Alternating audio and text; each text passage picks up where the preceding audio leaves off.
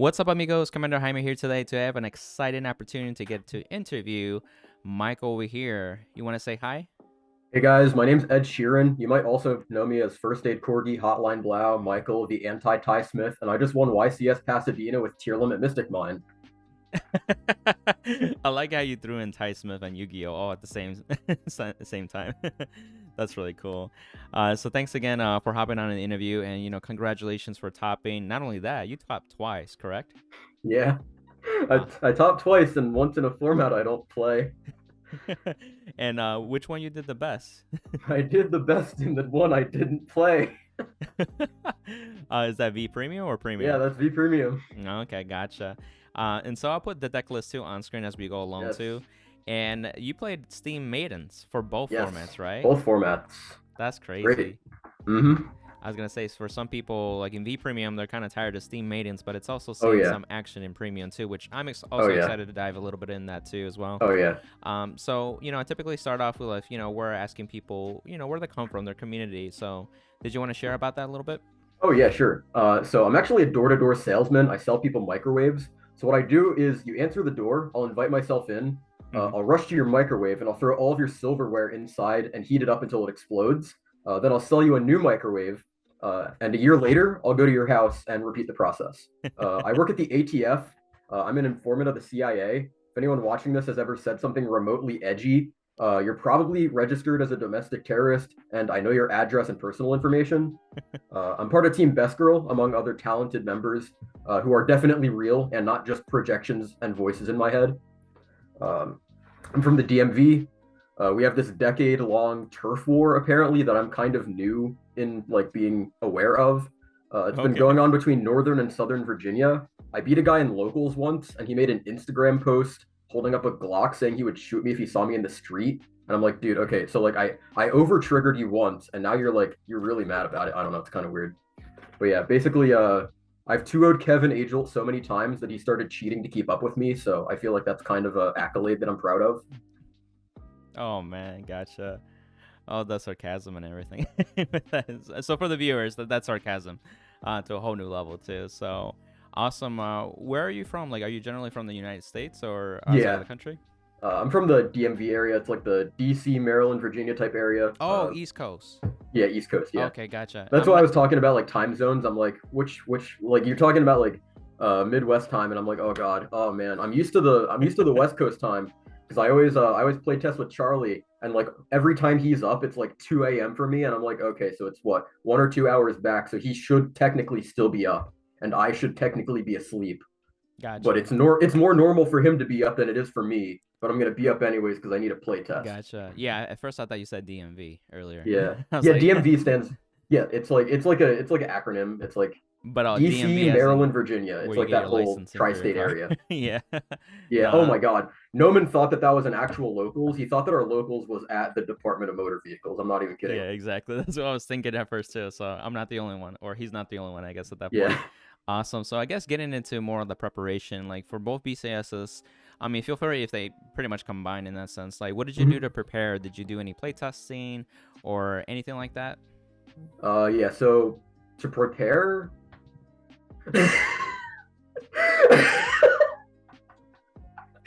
Okay. So to prepare. Okay. I'm sorry. Okay. Okay. Okay. You're having too much Yeah, fun. I Okay. prepared. I prepared for these. I totally prepared, especially for V Premium. I prepared. I don't even play this game though. I flew in. I flew to Puerto Rico for a Bad Bunny concert. That guy's like the country's Black Panther. He's like a really cool Really? guy. I actually thought he was like the president until somebody corrected me. I just happened to be in town while there was a Vanguard tournament, so I just decided to play and burn some time. But yeah, in terms of like preparing for the event, Ewing is this thing that Shrift Gaming taught me, where you push your tongue up to like the top of your mouth to restructure your face, and apparently it turns you into Chad. I ate a lot of soup too. I ate a lot of soup. There were days where I would drink like 30 bowls of soup, well, like after or before working out because I just thought it would make me better at card games. But yeah, it was like an eye-opening experience. Also made sure to like literally like an hour each day. I would argue with Peter, Nico, Charlie, and Ja, Oh, who okay. were like the testing group for Steam Maidens.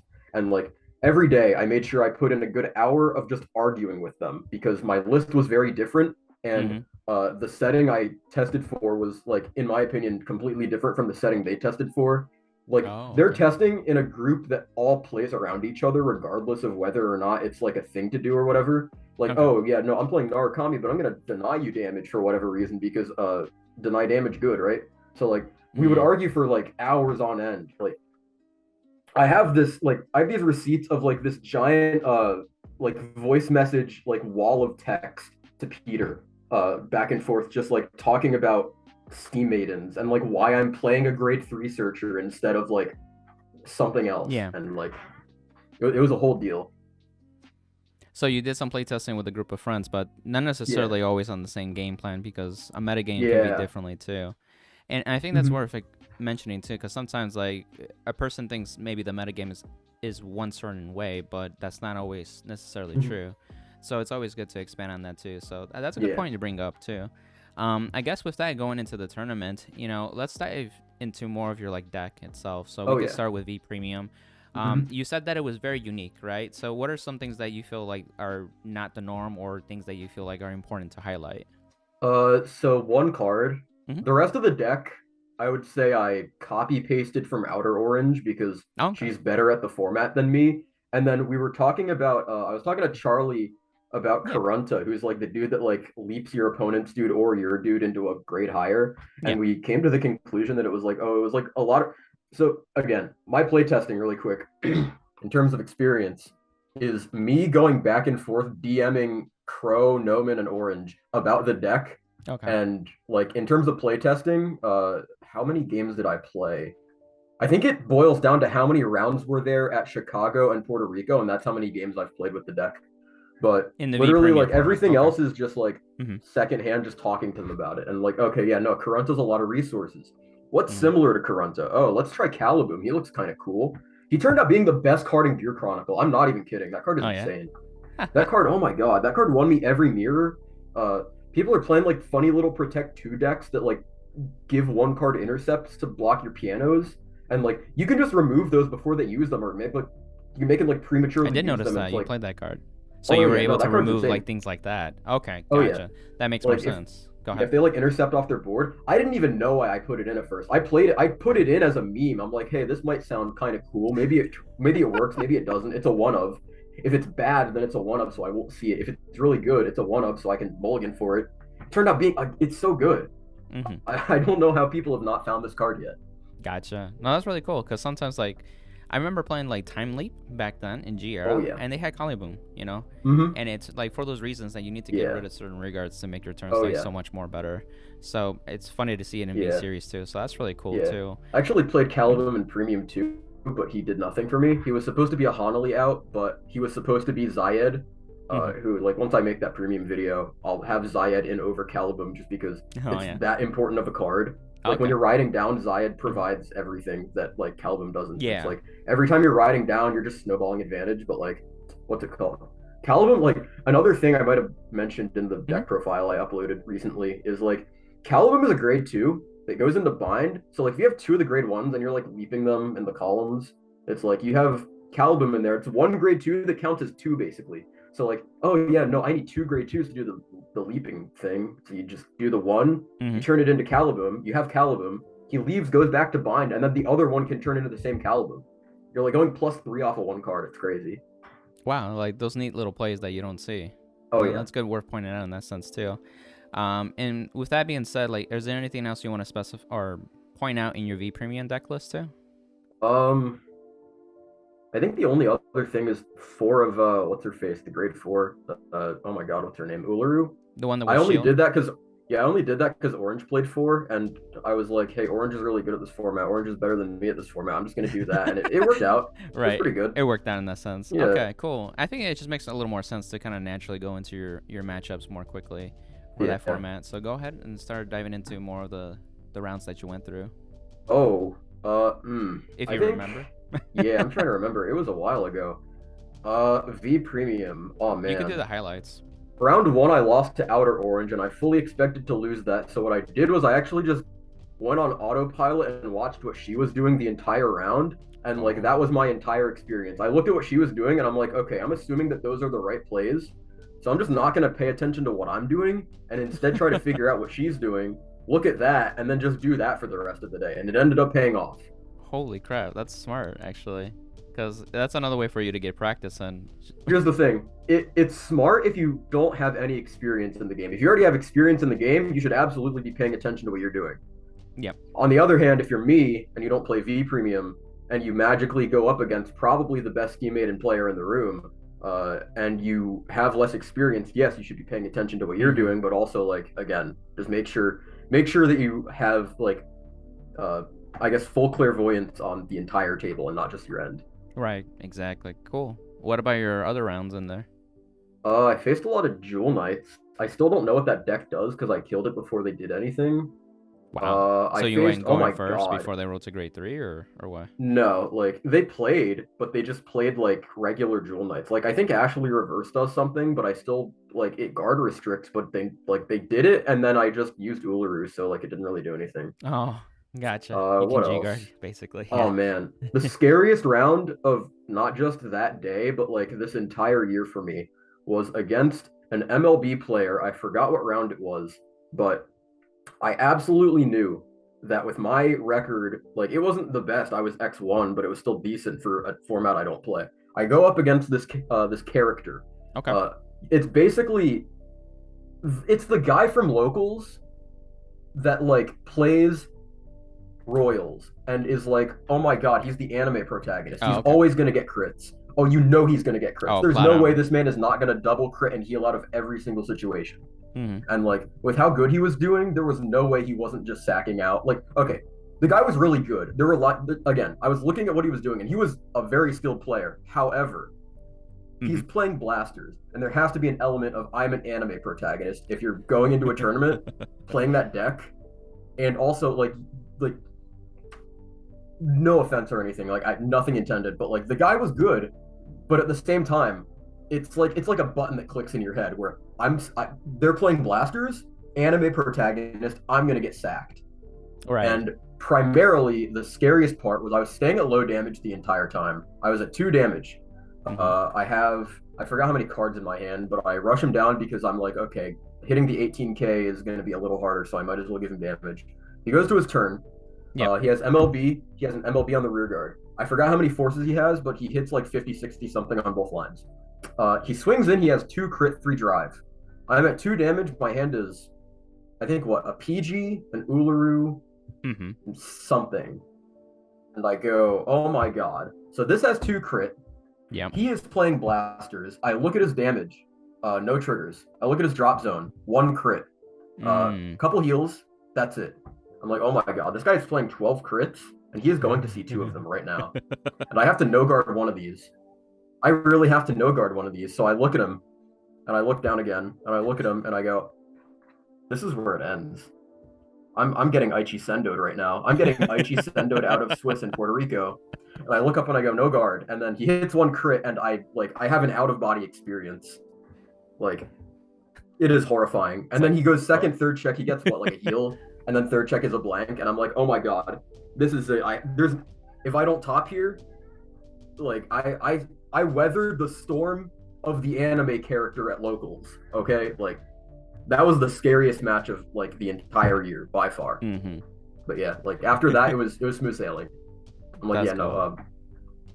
You were able to come back the following turn and just take. Oh yeah. Nice. Oh yeah. Awesome. Like, I was ahead, but, like, literally that one situation was like, okay, I lose to the one thing that this person is probably gonna do, and that's him being an anime protagonist. Yeah, no, that's a scary moment too, because you can't really do anything and just hope for the best kind of thing. Oh yeah. And maybe hope to heal in the process of taking damage too. So, how did your top 8 go? Top 8 was pretty solid. I faced all mirrors. Caliboom came up in 2 of them. Unfortunately, the one that was on camera, Caliboom didn't come up, which I wanted to showcase it, but I don't really care either way. But I don't know. I still got them all. The last game was decent, but, like, I wish it could have gone a bit better. There was a thing that he was like, oh my God, what was it? He sat on 2 for an extra turn, and reading the situation with, like, heal guard information, whether or not he G assisted, and how many cards in his hand, I'm like, okay, there's literally one reason that he couldn't or didn't G assist and sat on 2. Okay. And literally no other reason. First off, if he had a heal guard, he would have used it because I denied him at the first turn, and then I started hitting him a bit the second turn, and I'm like, okay, he would have used a heal guard. Second off, if he had Reinnovate, he would have wrote it. Third off, LOL, yeah, he would have wrote it. There is one thing that you possibly could have done that would have put you in that situation. And a couple turns after, I looked at him at the end of the game and I go, that turn you sat on too, you top deck piano, didn't you? And he goes, yeah, I did. And I'm like, oh my God, I knew it. And that means it's the one card. It's the one card where it's like you top deck it and you're like, oh, not only can I not G assist, but now I need to sit on 2. Yeah. Gotcha. That's the one grade 3 you don't actually want to read. No, I get it. Awesome. Was that the top 8 or was that top 4? That was finals. That was finals. Okay, gotcha. Yeah. That's what the rest of the games, again, like he had a pretty good comeback. There were a lot of times where like he absolutely did the right thing for what angle he was coming from. Yeah. What do you got to work with? Just like it's a in terms of getting to your pieces, that's the entire mirror in a nutshell, is who gets to their pieces the fastest. Yeah. And like if you're, I don't even remember who went first, but like I denied him a turn, and it's like if you don't give them the Acharna, then it's like 3 less cards they're seeing to get to their pieces. Yeah, so like so huge. From that, plus also kind of being behind, is like you can play through it, but you can't get to your pieces. Like you can be a million turns ahead, but if your pieces aren't there, it's like you're not really doing much. Yeah, no, I get it. That makes a lot of sense too. Well, thanks for sharing that. And so, I guess we can switch gears for a little bit right now, and then go into your premium build. Oh yeah. So this one's a little more unique because I feel like when people think of Steam Maidens, they think of the V premium version, and so sometimes people think like, okay, we just add a G zone. But we're starting to see some differences though, right? This is a completely different deck. This is like, oh my God, it's like a different clan at that point. Like the one thing that remains the same is Alul, and that's like the one line of play that is kind of similar, but like literally everything else, it's like learning a different language. It is a completely different deck. Yeah, I was gonna say, like, did you want to cover that a little more? So you could start with the grade 3 because it does seem a little odd of a grade 3. Oh yeah, in Gilsa, it has one purpose. It rides down. It's Nightmare Dolls, but it doesn't require a 2-card combo, and instead is 1 card. You don't always ride down, but in the matchups where it matters, you do. Here's the thing, though. If you're gonna ride down consistently, you need so my deck, ideally, what people will do, and I agree with them, is if people know how to play around you, which I knew for a fact that nobody would actually know what Steam Maidens did. And here's the thing, there are 2 ways to beat Steam Maidens. One is to know how to beat them, and to, after they ride down, you sit on grade 2 for a turn, and you'll just snowball advantage, and if they have no way of recycling, then you just kind of win. The second thing is just straight up rush. And the fact that, again, it's a best of 1 setting, BCS, Narukami is popular. I expected a lot of rush. I expected a lot of Regalia, Spike Brothers, even more Narukami, regardless, whatever it is. And I'm like, okay. The many flavors. Rush is the thing that is actually kind of scary. But it's like the same thing as V, right? You rush Maidens and you have a higher chance of winning. But like the thing is, instead of building into the out that guarantees you a win against people that know what you're doing, I built into the rush thing, and I played Steam Breath, which is one of the many things that I argued with Peter and them about, was that not just getting to your heal guards, but like getting to your grade 3 and also hitting those like 20 to 26k columns against Narukami going second is huge. So like the 5k is a big deal also. So like you boost it, and then like you just hit over heal guards each time, and that's enormous. Because what'll happen is they'll usually take the first one, and if they're trying to block the rest of the turn and stay to low damage, they'll have to prematurely use their heal guard, which means that they now don't have a disruption to bulwark you later. So like it's a back and forth. There's a lot of other very important things about that matchup that are like whether or not you should use a Acharna's bind skill, whether or not you should gauge how much cards you want in your bind, because bulwark can sometimes end your turn if you don't know what you're doing. Like against all the Narukami players, I might have done it against Noman, I don't remember. It might have been after I turned my brain off, but usually what you do is like if you know they're going to bulwark, you don't even swing the second column before your Vanguard, because your Vanguard has to bind a front row, and like you bind it, and if you can't bind it, it's a mandatory bind front row. So like if your whole front row is gone because you swung and rested them and bulwark just wiped them, then your Vanguard just doesn't do anything. So like there are times where you'll go 1 column and then like, oh, you have bulwark, you have 4 cards in bind or 8 cards in bind. You just have to go Vanguard, bind that other front row, and then just call the rest back, and then just kind of play around it that way. Gotcha. It's a whole thing. Yeah, because there's so many other things too. Because Bora can only kill rested rear guards, right? Yes. So if like you get them binded and have them in standing position, then you're in a good spot anyway. Oh yeah, it's like 1 for every 4 in bind, and it's like you kind of. It's the same thing with MFD. It was a lot.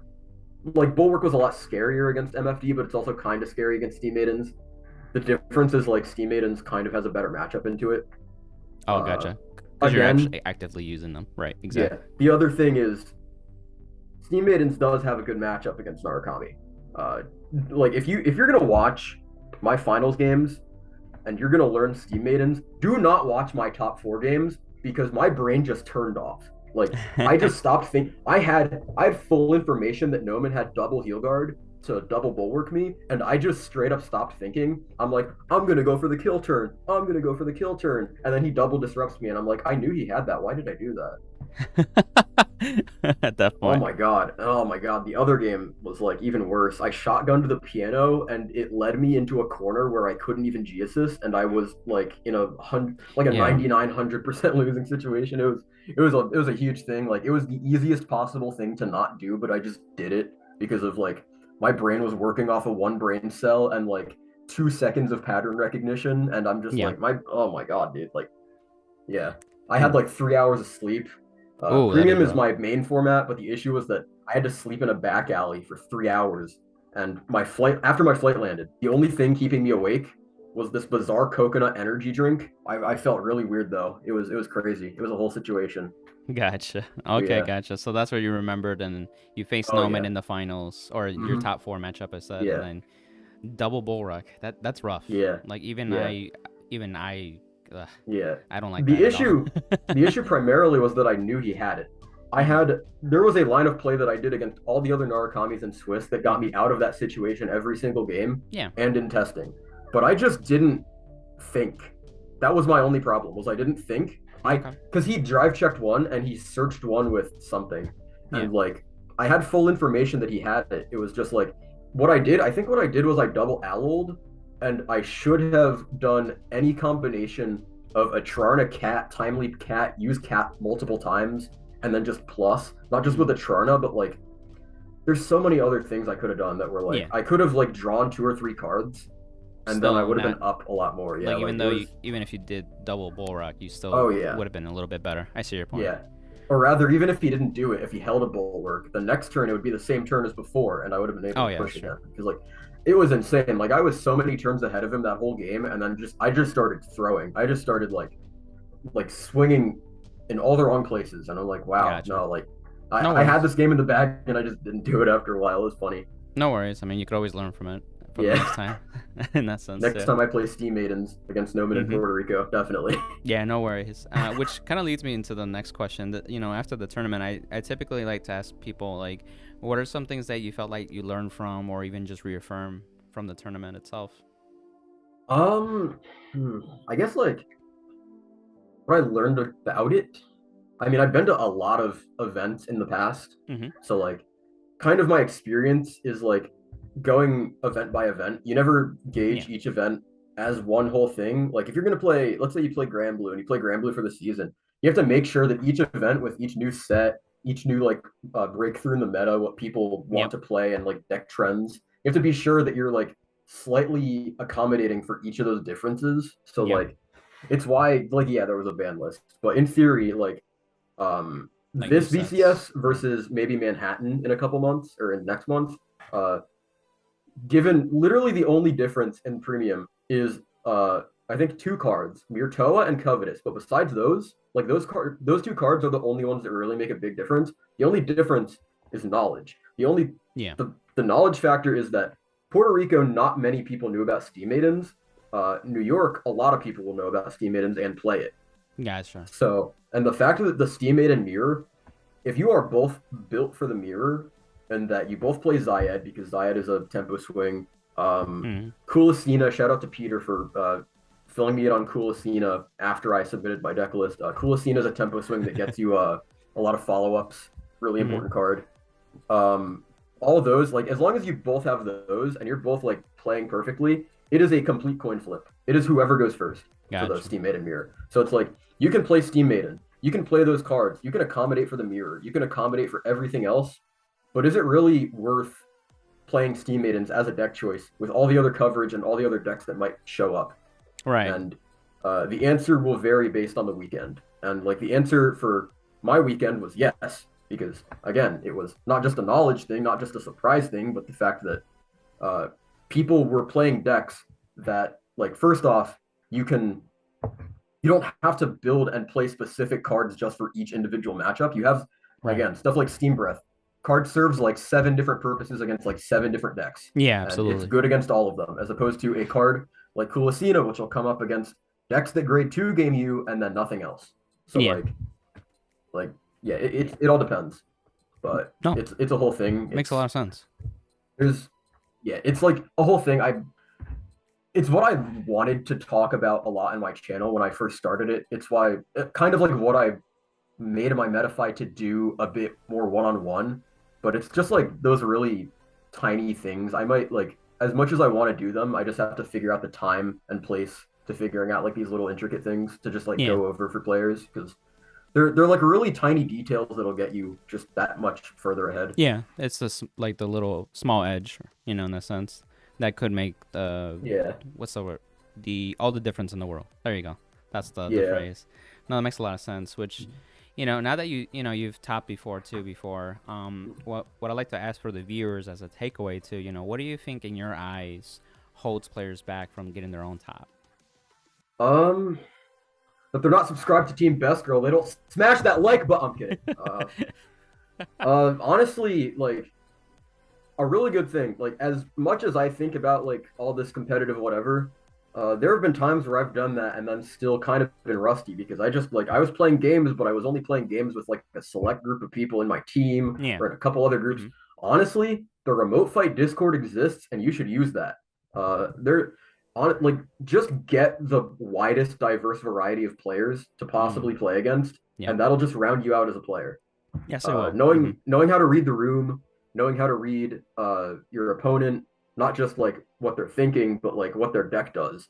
Like, you can prepare for a BCS. I tell this to a lot of my Metafy students. You can prepare for all the meta decks, but again, who knows what'll happen if you go up against something that you didn't prepare for, like OTT or like anything like kind of remotely rogue. Like, there are things in those matchups that, like, if you weren't playing the game for like however many years since the start of the game, you might just not even know about those things. Yeah. So it's all experience, and the best way to get experience is just play games. Play games with as many different people as possible. No, that's big too, because I feel like sometimes people get comfortable playing against the same players, or maybe go to the same locals, or even just going to one region all the time. But the variety of decks that can be at a big event is so massive. And I think we've seen it with like just being at events, and even in the distribution sometimes. You can clearly see people just take what they want, and at the same time, some people take what they think is best. But I think with Vanguard, there's just a lot of like, I'll take what I want. Oh yeah. You know, that's the other thing too. You have to realize that, like, if you play tested against a rogue deck and you're like, oh, whatever, this thing's going to do this, it might not even do that thing.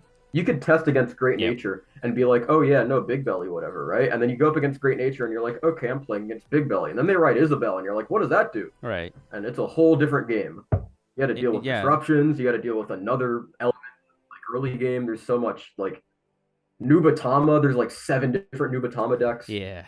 Each different one will throw me off every tournament I face it in.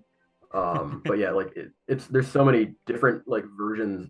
Like even Luard, like people are playing Revengers in Premium now, and like they're forgetting Luard exists, despite the fact that Luard is kind of an easy matchup for most of these decks. But like again, it exists, and the people that are really good at Luard will do really well with it. Yeah, because they know it better than totally you know your deck. That. Yeah, exactly. Like, it's the whole thing. Yeah. No, exactly too. And one of the things you mentioned is that, you know, you have Metafy students, so you're actually one of the Metafy coaches on the platform too. Yes. And typically I ask students, like, would they recommend Metafy? But since you're a coach yourself, what is some perspective that you feel that, you know, Metafy just helps with the community in general, or why you even started becoming a coach yourself too? So if you're in the community and you're aware of a lot of Vanguard stuff, I feel like the information as hard as it is to get sometimes, is already presented to you. What I think Metafy has value in is for the people that aren't that big into the Vanguard community or the TCG community, and they're trying to get in, but they don't have a good jumping start place. And they go to Metafy, and it's their first experience seeing any of these players or anything. And like off the jump, like they go in there, and then like again, that is the first environment and the first group of people you see that are actually like helping you get there. So like it's, I would like to say it's not really a novelty, but it is absolutely a different approach at getting players in that I think is very necessary. And also just like, again, the fact that there are barely any Vanguard events, like there's BCS season, there's Springfest season. They have a couple Vision things some weekends. They have Kingslayer, they have Legacy Cup, shout out Legacy Cup.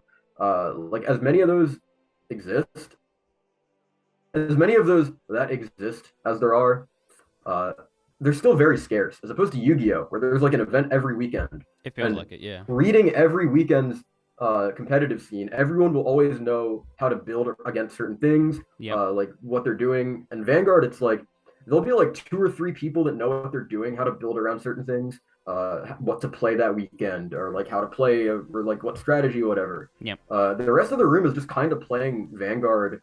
Like they're playing their pet decks, and they're playing it with good intentions and with skill, but it's like the perspective that they are able to have with Yu-Gi-Oh just isn't really there with Vanguard due to the scarcity of events. So like I think just having as many different routes of information as possible is like the best part about Metafy. Is that, again, it's like you have YouTube, you have Facebook, you have all these social medias, right? And then you have like the Bushiroad website, you have Remote Fight to see like what everybody's playing.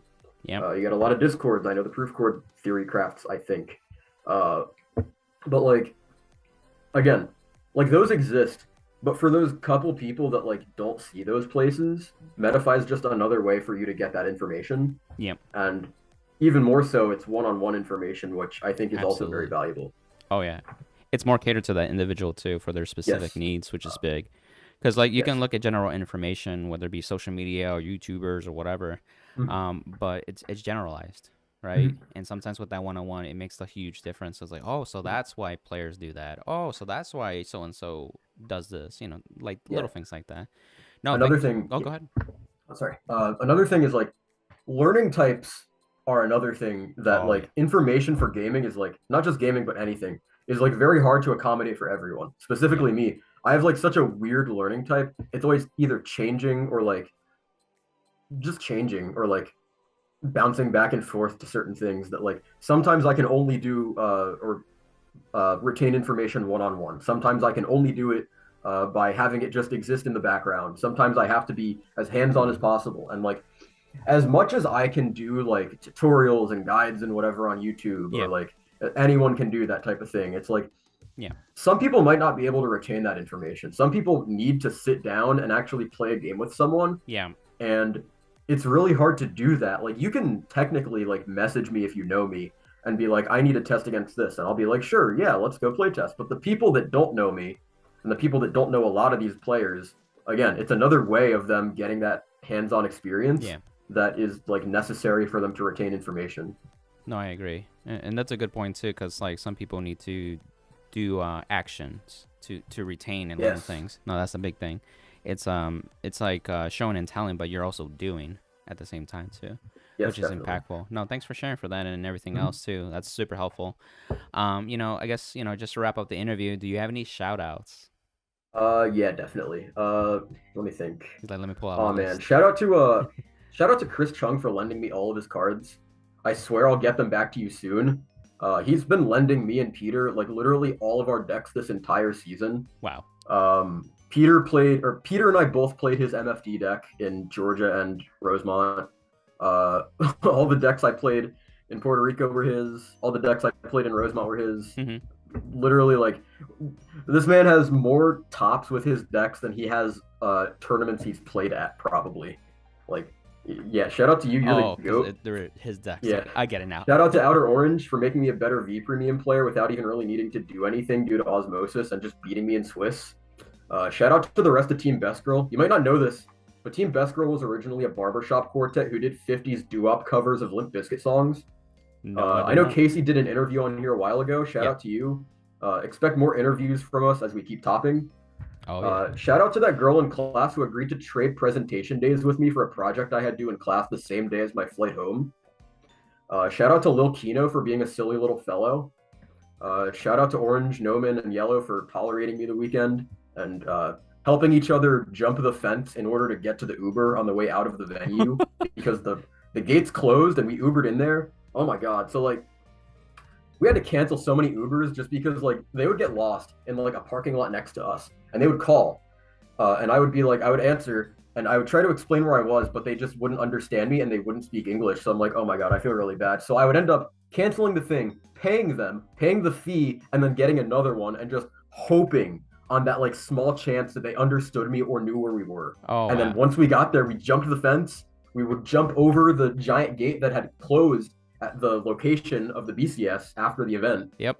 Like try to throw our bags over, try to like hoist each other up and like jump over each other, get over the fence, and just like try to get into the car. It was hilarious. I think I'm trying to remember. Noman might have pictures of us trying to like go through the gate, go over the thing. It was pretty good. But yeah, it was a weekend. It was one of the weekends of all time, definitely. One to remember for sure. Yes. And there's so many, I guess, so much backstory that I don't know, but that's funny. Yeah. Mm-hmm. Awesome. Where can people find you too on social media? Yeah. So Team Best Girl or TBG on YouTube. My Metafy is Team Best Girl. Team Best Girl 1 on Twitter. My Discord link is usually on the descriptions of all the videos.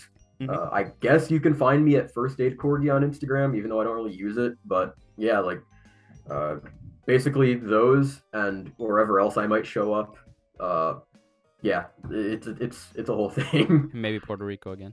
Maybe Puerto Rico again. Maybe I'll go down there and accidentally play Vanguard. Yeah, and I'll put your links in the description so it's easier for the viewers too on top of that as well. So thanks again for hopping on, Michael. Thank you so much. I appreciate it, and congrats again. I also still sell hats. Please buy our hats. We have really good merch. We also hit 1K subs recently.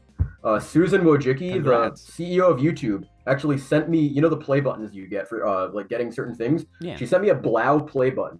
It's a play button with Blau on it. It's great. I love it. Thank you. Shout out to Susan. Stop demonetizing my videos. I am getting mad at you, but thank you for the Blau button, Susan. That's funny. Oh God, I was gonna say too. Well, thanks again for hopping on, and I look forward to getting a chance to see you again too at Worlds. Oh yeah, definitely. And then a lot of other people that are going to. Yes. Like this year is stacked for real. That was my whole like. I've felt burnout from this game for so long, and like ever since like last year, I'm like, oh, do I really have to keep playing? Oh, it was a chore to play test at some points. And then as more of my friends and people I knew in the community started getting their Worlds invites, I'm like, okay, there's one reason I'm going to play this game, and it's to see everybody at Worlds. And like, that was the one thing that was motivating me. And I'm like, okay, I literally all I care about is top 3. If I go anywhere below top 3, goodbye. I'm spending the rest of the weekend somewhere else. So like, literally that one motivation is just to play in like the craziest round of Swiss ever with all of my Vanguard friends and all my card game friends in Swiss at Worlds, and like that's my motivation. That was my winning image. That was my Vanguard. You got to find your own and work towards it and zap to the extreme. Yeah, no, that's a good motivation too. It's what kind of gets people moving too. So that's always good because everybody's motivation is different too. Yes. So, well, thanks again. Without further ado, on to the next one, amigos. Thank you so much. Bye.